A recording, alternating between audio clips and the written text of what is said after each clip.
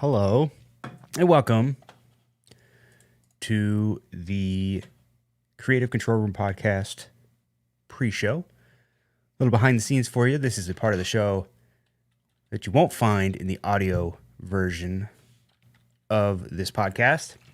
This is where I take the time to go around and make sure that, everything is, all systems are go. Go around, check my audio, check my lighting, make sure we are live streaming on all of the appropriate social networks. What do you know? Facebook's not streaming again, and I think it's because I have to reconnect it and restream, whatever. I don't post a lot to Facebook anymore anyway, but looks like we are live on YouTube. Not live on Twitter also. That's interesting. I wonder why that is. Oh, it says it's still sending the data to Twitter and to Facebook. What's going on, Restream? Slacking today. Oh well, Twitch and YouTube are online, so I guess we're going to have to be okay with that. Periscope and Facebook are just kind of nice little added benefits. But let's go around and check our cameras. Camera 2, camera 3, looking good. Audio's up, got our sound effects up. Oop, better hit the record on the old Rodecaster there. Got all my lights on, cameras. I have all the assets, I believe, queued up for everything we're going to be doing today. Except for one. Where did that one go? Downloads. Yeah, this. Nope. Don't want to. Okay. Don't want to reveal you yet. It's too soon for that. Oh, boy. We drinking Coke Zero today, which means I might have the burps, but, it's worth it. Okay. Today's episode 83, and today we're talking about audio, and I think everything is good to go. So let's go ahead and jump into this, shall we? Okay. Where am I at here? All right. Hello, and welcome to episode number 83 of the Creative Control Room podcast, a show for creators, makers, and doers, where my goal is to help you make to the max. I'm your operator, Ryan Hafey, and in this episode, we're going to be talking about how to maximize your audio efforts, I guess, in Premiere Pro. Still don't have an official intro, but we're going to do what we've been doing since this is all we've got. Here we go.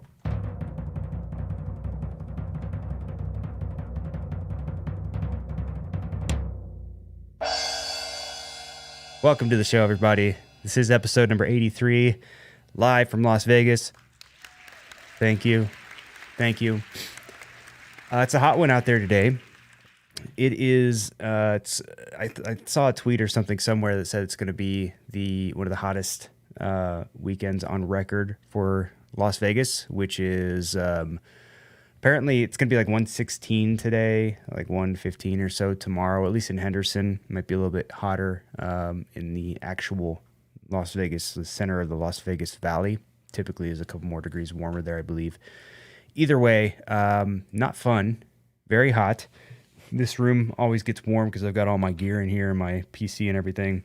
Plus, I've got, windows, just walls, this whole wall on the other side of the camera there is directly, the outside is right on the other side of that. So this room tends to get pretty warm. Hopefully we can keep it down. What you guys don't see is that before these episodes, I'm running this giant fan that I've got. You can't see it, but it's back there. This giant fan to blow some of the hot air out of this room. Open these French style doors behind me. But yeah, it gets a little warm here. As far as the intro animation goes, look, I'm busy.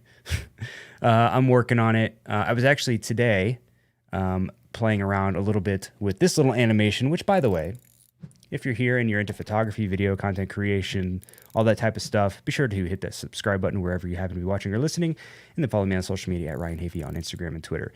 That's right. On this podcast, I talk about everything really related to content creation, including photography, video production, video creation, video editing, FPV, drone flying, which is, I guess I'm still technically a newbie, but I've been flying FPV for about a year now. And I've gotten a lot better. So talk a little bit about that every now and then. Audio editing, like we're going to be talking about today, podcasting, live streaming, all that kind of stuff. And this is also where I document all the things and projects that I happen to be working on at any given time. So yeah, if that stuff is interesting to you, you might find some value here. My whole goal here is really just to kind of share what I know on a weekly basis. New episodes typically every Sunday. The reason we are not live streaming on a Sunday this week is because I am back on the road again for my day job tomorrow. So I'll be gone all day, won't have an opportunity to do the podcast. So we're going a day earlier. Hope that's okay with everyone. But so there's the update. Yeah, the intro animation is still in the works. The one that you saw is temporary. And I'm kind of at the point where I want to redo it a little bit anyway. So, we'll keep rolling with it, and I'll keep doing the little sound effect until we get what we like. But, we'll get there eventually. What else? Oh yeah. So like I was saying, this little animation that you see here, this little follow me animation, as you can see, it has the old logo, which is, for Hayfeed Digital. Again, if you're new here, the old name of this podcast was the Hayfeed Digital podcast, and that utilizes the old logo. So I started redoing that with the new logo, and I thought I could just kind of replace those different pieces of the logo in After Effects. You can kind of replace footage, and I was hoping that would get it looking how I wanted to. I could just re-export. Not quite as simple. I'm going to have to kind of redesign it and re-export it. But maybe for next week I'll have that ready. Little by little, step by step, right? So today, two things I want to talk about. Obviously, the main topic of discussion is going to be around how to, what did I title this? Just upping your audio game in Premiere Pro, taking control of your audio. A lot of people like to use Adobe Audition for kind of more intensive audio processing. However, you can do a lot in Premiere, and you may not be aware of some of the functionality that you have in Premiere that will allow you just to do almost as much as you can do in Adobe Audition, and you can do it without having to leave Premiere Pro to go to another audio editing software. So I'm going to show you a few techniques that I use to be able to edit my audio a little bit faster and a little bit more efficiently, as well as some of the exact plugins and effects that I use on my audio on a day-to-day basis. But first, thinking about including another segment onto the show. We're gonna premiere it today, but I'm just gonna call it TikTok tips. And if you're anything like me, you love TikTok. I'm on TikTok all the time nowadays. And I don't know why my nose is running right now. Maybe it's just because it's a little bit hot in here. Does it get when it's really hot? Does how when it's really cold your nose will run? Does the same happen for anyone else if you're really hot? I don't know. Just get a little runny there. I'm just gonna rub that off. Anywho, okay. So yeah, TikTok tips. This I flip around on TikTok all the time, and every now and then I get a new TikTok video that has some useful website or some useful tool. Especially when it comes to content creation, I pay attention to those. I found one, I think it was yesterday, that talked about a website called Jitter.video, Jitter.video, and I'll pull it up here for y'all to see. And this is basically what it looks like. So Jitter basically has a bunch of these templates that you can use to create different animations and things like that for your videos. You can do animations or animated GIFs, things like that. And they have a ton of different templates to choose from all these here, like text message threads that you've probably seen on videos before. Tons of different little animation options here. And if you're looking for a quick animation to do and you don't want to do it yourself, this may be a good free option for you. Now, the cool thing about this website is basically everything is free up to a certain point. Obviously, it's a freemium model. But for free, you can do 720p 30 frame per second animations and GIFs, all for free. But if you want to pay $10 a month, it's you get 1080p resolution up to 60 frames per second and like support. So if it's really important for you to have that extra resolution and frame rate, then $10 a month might be worth it for you. But I know in my case, if I'm including animations in a video of mine or something, I'm not typically including animations that require super high resolution. But yeah, I found this and I took a few minutes to make a little quick animation, which I'll show you here. And I want to say all in, and this is from going to the website, signing up, picking a template, and typing in all my parameters was maybe about 10 minutes. So this is what that animation looks like here. Boop. Can I ask you something? Sure, what's up? What kind of camera should I buy? Ugh, facepalm. What? Oh, it's stupid, but I see people asking that question all the time, and I've talked about it here before. It's just an annoying question to be asked. What kind of camera should I get? It's like a super vague, broad question that's basically impossible to answer without additional information. But again, I just needed something quick. But there you go. That's like an example of something that you can put together within a few minutes. And then as long as you've got an account, which is free to sign up for, you can download it. If you notice, there's no watermarks on it, no nothing. You just include it in your videos. So a cool little TikTok tip for you, cool little feature to up your content creation game. So there was that. And then after that, let's move on to the main topic at hand, which is Premiere Pro and audio. So what I've got here, let's go here and let's go here. Perfect. So what I've got here is a Premiere Pro project that this is an actual project, excuse me, that I'm working on. This is actually last week's podcast episode, and the audio I've just separated randomly and put onto two different tracks, and you'll see why that's important here in a little bit.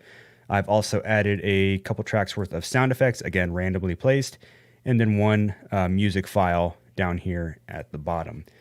And I want to play around a little bit with some of the audio here. So one of the things that you may or may not be aware of is that just like with video, you can do certain things on video. Like if I grab the pen tool here, let me close this. If I grab this pen tool, I can place points on my video file here, and then I can adjust the opacity. I can use these points to adjust the opacity of the video, and I can even do things like ease in, so the opacity changes more gradually, et cetera, et cetera. Well, you may not know this, but you can also do the same thing with audio when it comes to your volume. So this can be helpful if you have videos with music, and it's called ducking when you lower the volume of the music when there's dialogue. So for example, let's say, these are my two dialogue tracks here. I can just come in here, and with a couple of these points, let's say I want to duck this audio down here. And well, I guess in most cases you would duck your music, but just for an illustration point, I'm ducking my dialogue here. But that's all you got to do is just put a couple points, grab that pen tool, put a couple points, drag everything to where you want it to go, and that's one kind of quick and easy way to mix your audio. Now, if let's say you want to, I'm going to undo all those there. Let's say you want to try a more automated method. Let's say you have a longer project with a lot of mixing between dialogue and say music and things like that. Premiere Pro has new features, relatively new, where you can tell Premiere that certain audio is dialogue, certain audio is music, and then you can do certain automated processes between them to, let's say, like auto duck some of the music to your audio, etc. I'll show you briefly how this works. Now, I don't typically use this, again, because I typically work with shorter form content, things like 2 minutes or less for the most part, and there will be some dialogue included in that as well as some music. But for me, I find that I can be a little bit more precise and a little bit faster just manually entering some of those keyframes and ducking manually. But I'll show you how this works, and it could be helpful for you, again, for larger projects. So first thing you want to do is you want to assign your dialogue, and you want to assign your music. So in this case, all of these clips that I have here are dialogue audio. With these selected, I'm going to go up to this essential sound panel, and it's right here. It says assign a tag to the selection to enable editing options based on the audio type. So I've selected all of my dialogue audio, so I'm going to assign these as dialogue. So I'm going to click there, and once I do that, it's going to open up and give me a bunch of different options that I can play around with here. Now, again, because I'm just using this as an example, I'm not going to go through and toggle these very much. I'll leave that to you to kind of play around and see what sounds best to you, but you do have some options like clarity. You can play around with the EQ a little bit, and they give you some options to do that there. Enhanced speech, creative. This can be like, it looks like adding some reverb and things like that under creative there, volume, etc., etc. Now what I'm going to do, and by the way, if you don't need to adjust anything there, then you're good to go. You can move on to the next thing. And now I'll go down here and select this track, which is my music track. I'm going to expand that a little bit. Maybe bring this up since we're focusing more on the audio than we are the video. So here's my music track, and I'm going to assign this as a music clip. There we go.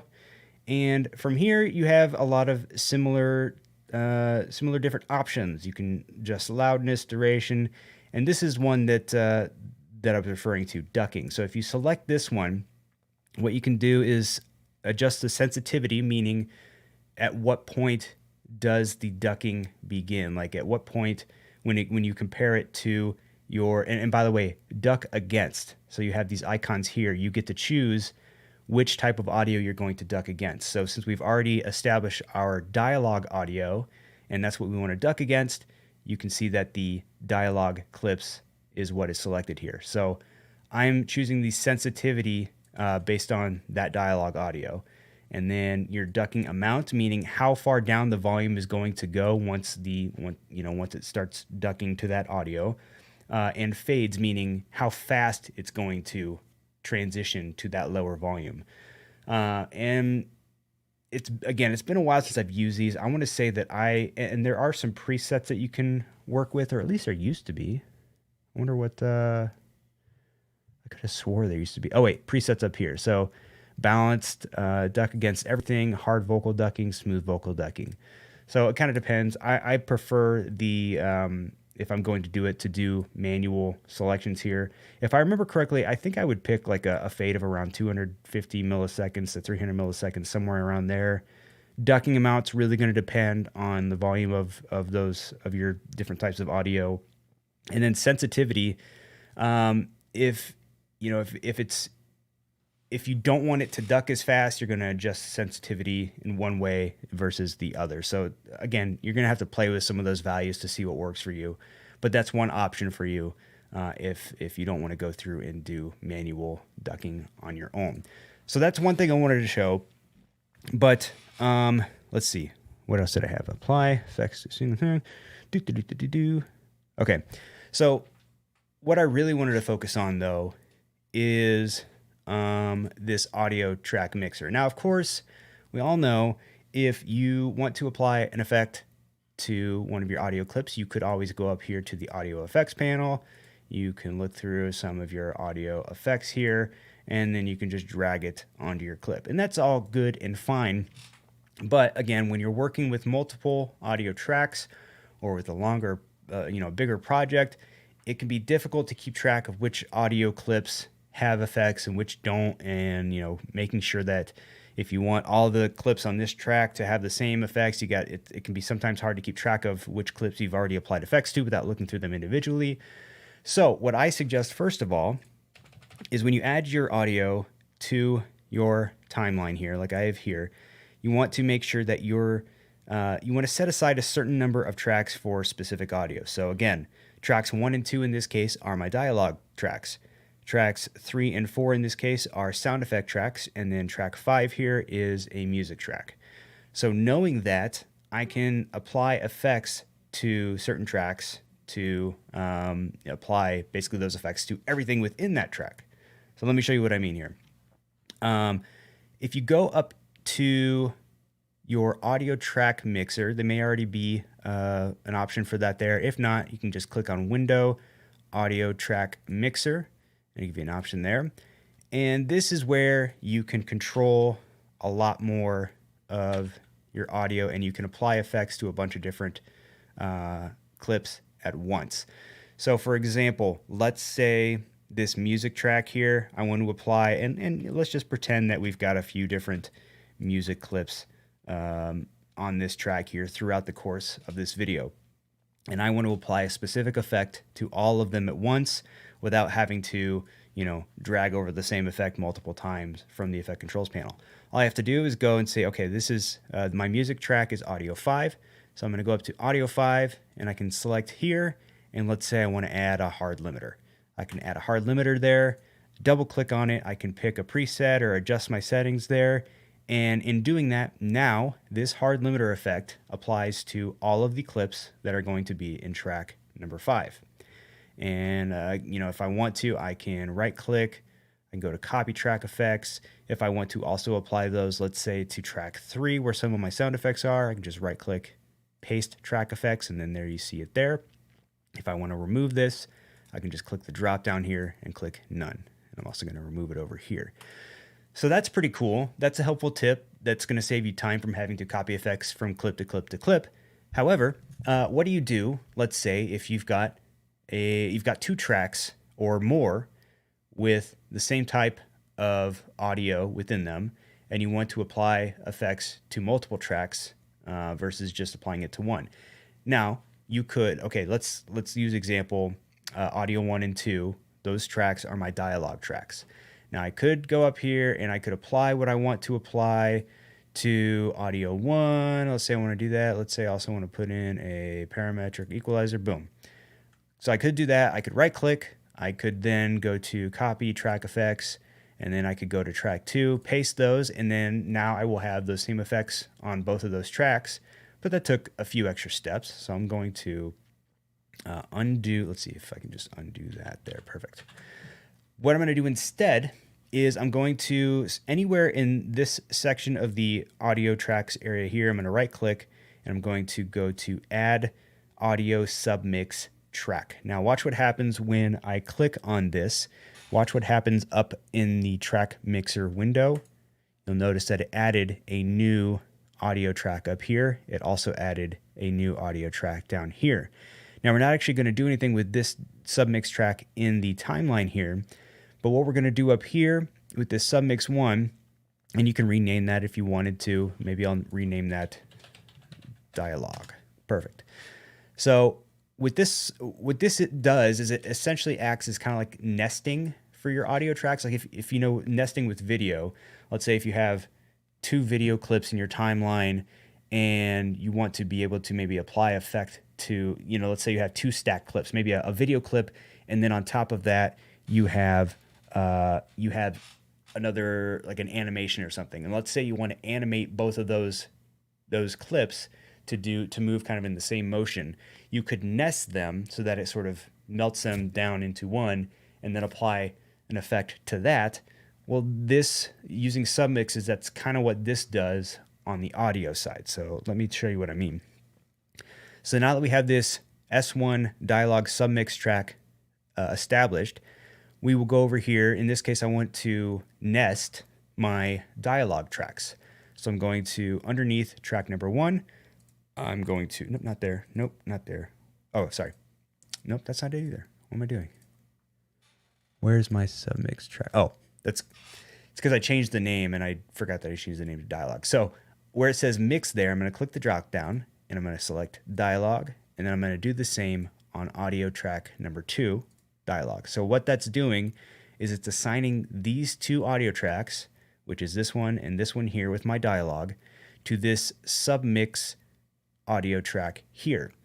So now what I can do is just go in here and add my favorite filters. Like I like the parametric equalizer, and let's say a single band compressor. And of course you would want to go in and toggle the settings on these. So I'm just kind of doing this for illustration. And let's say a hard limiter. So now within this track, this Submix 1 track, I have these 3 effects, which are now being applied to all of these clips inside these two tracks here. So these 2 dialogue clips will now have these effects applied, which is super cool and time saving. And then in addition, let's say you want to add maybe one additional effect to only the first track of dialogue. You could then add that additional effect here so that all of these 3 effects are applied to both of those audio tracks, but then anything you put here is only applied to audio track number 1. Super duper helpful. What else? What else did I have on my list here? And that was my main tip there, and that one is super helpful. By the way, another tip as well, and this is something that I will do occasionally if I want to kind of master all of my audio at once. Typically speaking, at the end of a project, I will add a hard limiter, which I will get into a little bit of what that does, but just very simply, it puts a cap on how loud your audio can get, essentially. So if you want to do that, or if you want to do any other kind of mastering to all of your audio in your project, you can do that here on this mix track as well. And anything that you include here is just going to be applied to all of your audio as a whole. So you want to be a little bit selective with that to make sure that you are, applying effects to the correct audio, but just so you're aware that option is available. So I'm going to remove these effects here. And what I'm going to do now is take you through the process that I typically go through when I'm applying effects to, or when I'm processing my audio. So again, this is typically how a lot of my projects are set up, as far as, I've got audio, I've got a little bit of music background, and then I might have some sound effects sprinkled throughout, or some Foley, or whatever you want to call it. So for me, most of the processing that I do is going to be to the dialogue exclusively, because any music that I download is typically going to be already prepared and mastered and mixed and everything like that. So I'm not going to need to do a whole lot to it, unless, in some certain circumstances where maybe I want to adjust the audio, the music to make it sound like it's coming from, apply some reverb or sound like it's coming from a large auditorium, like you're standing outside of a club or something like that. But for the most part, for a lot of the work that I do, I don't need to touch the audio or the music or the sound effects. So I just adjust the dialogue. So in that case, we'll go back to this Submix track that I created here. And what I will typically do first, and it depends on the audio that I have, but I will typically apply a denoise. Again, if it's super quiet as is, I won't need to do this. But in some cases, I will apply a denoise here first before I apply any other effects. So I'll double click on this to open this up. I just realized, let me bring it back here. There we go. So again, we were adjusting in this Submix track. I added the denoise, double click to open that up. And then let's see, that doesn't really do anything, does it?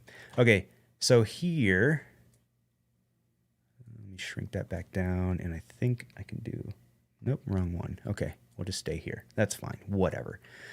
So from here, what I will typically do is go with the light noise reduction preset, and it defaults to 20% on a processing focus of all frequencies. I will usually bring this down to 10%. The higher you go, the more audio artifacts you're going to start to hear. If your video if it sounds like it has a lot of noise in the lower frequencies, you can switch and just focus the noise reduction on those. Same thing with the mids, the highs and the lows, etc. So you have a lot of flexibility there. But again, don't go too crazy with this. Make sure you're playing stuff back to hear how it sounds, because you can go too far very easily. And you don't want to take out so much from your audio to where, all the other effects aren't going to sound very good. Kind of like when you're color grading your footage, you don't want to go too far, or, brighten your brights or darken your darks too much, because then you start to lose detail same general concept, basically. So anyway, yeah, I'll apply noise reduction around 10% or so in a lot of cases. If I need to, I may also apply a de-reverb, depending on, if I'm using a shotgun microphone in a room, there's a chance that there's going to be some reverb included. So de-reverb will often help to just ever so gently kind of tone that down a little bit so it doesn't sound so airy. And again, I will typically default to the light reverb and bring this down. You can see the settings here are very similar to the denoise. And then I'll adjust this where I feel like it needs it. Again, don't go too crazy on this because it's easy to do that. The next effect that I will typically apply is a parametric equalizer. This is my favorite effect because it gives you the opportunity to shape audio really in any way that you want. So again, because we are affecting dialogue here, I'm going to go down and pick the vocal enhancer preset and use this as my starting point. And what you'll notice is that the graph here, or whatever you would call this, changes quite a bit. And first thing you'll notice is that there's a high pass filter that applies, and that's just basically going to get rid of a lot of low frequencies that aren't present typically in dialogue in the first place. Now, the low pass filter, which allows lower frequencies to pass, is typically not turned on by default. I will usually activate that and then bring this value down to about 12,000 or so. And this is, again, just cutting off any frequencies that aren't present in most dialogue audio, so you don't need them there anyway. And you can turn it on without worrying about those extra frequencies being introduced. And then from here, you can play with some of these points. Like for example, there's a dip right around 300 kilohertz, something like that. And when you raise or lower these points across here, you are either increasing or decreasing the volume of those certain frequencies. And there are certain frequencies within dialogue that can be a little bit unpleasant to the ear. So right around 300 is you'll typically find some of those frequencies. Same thing again, I think around like 1,000. But what you can do as you play back your audio is you can raise these points all the way up so that you are increasing the volume of those frequencies. Find the frequencies that are a little more unpleasant to your ears, and then you can pull them down until you reach a more desired location. I find this is really helpful, by the way, when using lavalier audio, because a lavalier, it sort of gives it kind of gives a little bit more of a boxy sound, similar to like this, because this is where the microphone is and it's placed very close to the body, and you just kind of get a little bit more of a hum and boxy sounding. So being able to shape some of that within the parametric equalizer is super helpful. And depending on the microphone that you have, this SM7B is pretty bassy, so in a lot of cases I'll bring down the low end a little bit, and I might boost up the high end. So you kind of get the idea. But basically, long story short, is parametric equalizers allow you to shape the sound of your audio, and you can do a lot of other cool things too. Like for example, if you were to take this low pass or this high pass and really crank it all the way up like this, getting rid of all of these frequencies at the bottom on the low end, you can kind of get that telephone sound. Like you're talking on the phone with someone. A lot of different things you can do. But yeah, definitely, I'm going to actually reset this. Not that it matters because we're not doing any actual audio processing today, but just for the sake of kind of showing you. This is generally speaking, with a couple other slight modifications here, what my parametric EQ will look like when processing my dialogue audio. So there you go. After that, what I will typically do is throw on a single band compressor. And we'll double click there. These windows are so small, so sorry if that's hard to see. But single band compressors, what this essentially does, imagine you have some dialogue where the loudest parts are very loud, the quiet parts are very quiet, and there's not a lot of consistency. Maybe you've got one person who is typically talks very loud or has their mic very hot, whereas another person talks a little bit more quietly, maybe they're a little bit farther away from the microphone, and you want the volume of their voices to be more or less more equal. A single band compressor will help you with that, and what that does is allows you to raise up kind of those quiet areas. And like if this is the range of your volume in your dialogue audio, and what a single band compressor will do will kind of bring these more in line with each other so that there's not as much variation in volume between the loudest parts of your audio and the quietest parts. So again, if you have someone who's very soft spoken and maybe they're a little bit farther away from the microphone, and then you have someone who's really hot on the mic like this, a single band compressor will at least help to make those two people, the volumes of their voices, sound relatively similar. So what I will do usually is pick the voice leveler. Again, we're talking dialogue here. So I'm going to go with the voice leveler by default. And what you want to do is, and I'm just going to solo this track here, is you want to look for kind of where your average peak is as you play back. So right here, I'm going to say it's about negative 16 decibels. So you'll see some things going up above. You'll see some things, going below. But I would say about negative 16 is about right where, and I just realized I'm not showing you any of this. Oh my goodness. Okay, let's back up a little bit. So voice leveler, here you go.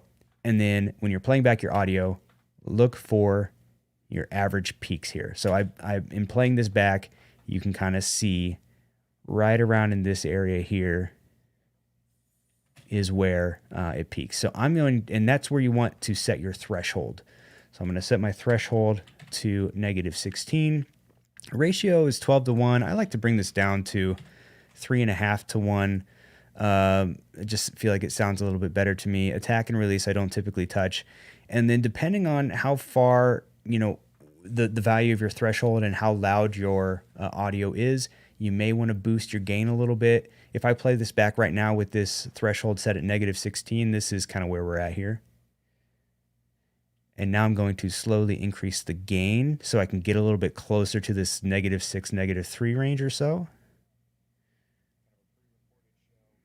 Went a little too far there. Okay.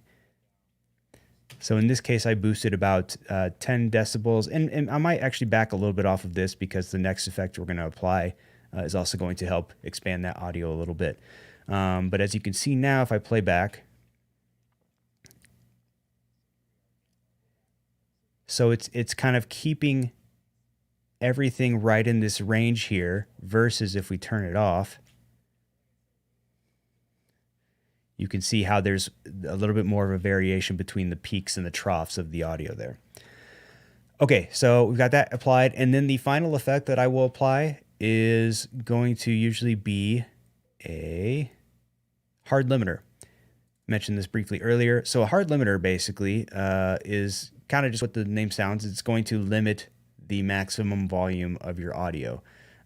Oftentimes, without realizing it, if we apply multiple layers of audio and sound effects and things like that, the combination of all those different layers of audio can cause your audio to clip or be a little bit too loud. So with a hard limiter, you can ensure that your audio is not going to clip above a certain level, whatever you denote within the effect there. In my case, I always default to the limit to -3 decibel option. And really the only thing that I'm going to adjust here is going to be the input boost.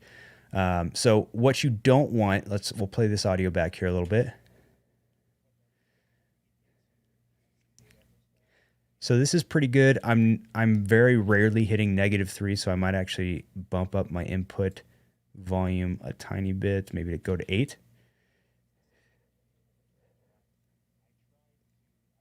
Okay, so I'm pretty happy with that. It's hitting -3 on occasion, but it's not too much. What you don't want is to really crank this up. You can kind of see that at any time I'm talking, it's all staying right up around here. and that's going to add a lot of amplification and distortion into the audio, and it's just not going to sound very good. So you want to find a good place where the audio gets up towards that -3 mark, but has a little bit of variation to it and doesn't just hover right at that volume there. So I think that sounds pretty good. A little variation. It's not too crazy up and down. It's kind of right in that range. And that's pretty much it. So denoise and or de-reverb, depending on noise levels. Parametric EQ to really shape that audio and get it sounding the way that you want it. Single band compressor to kind of really to get those audio levels in check and a little bit more within a more does this illustration help? Just kind of bring all the audio levels into a more into a better range, to more I can't speak today, but you know what I'm saying. And then hard limiter just to prevent the audio from going above a certain volume. Okay, how are we doing here? Where are we at? Oh wow, we went 41 minutes today. That's pretty good. I'm happy with that.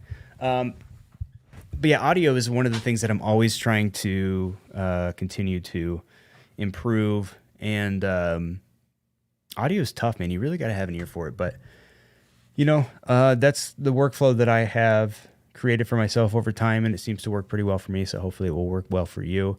And if that was helpful for you, and if you got some value out of that, hey, it would be great if you could hit that subscribe button wherever you happen to be watching or listening. And also follow me on social media at Ryan Davey on Instagram and Twitter, and also on TikTok. Got to throw a TikTok logo in that new animation when it's done. Feel free to swing by, ask me a question, just say hello, whatever's on your mind, whatever you want to do, all good.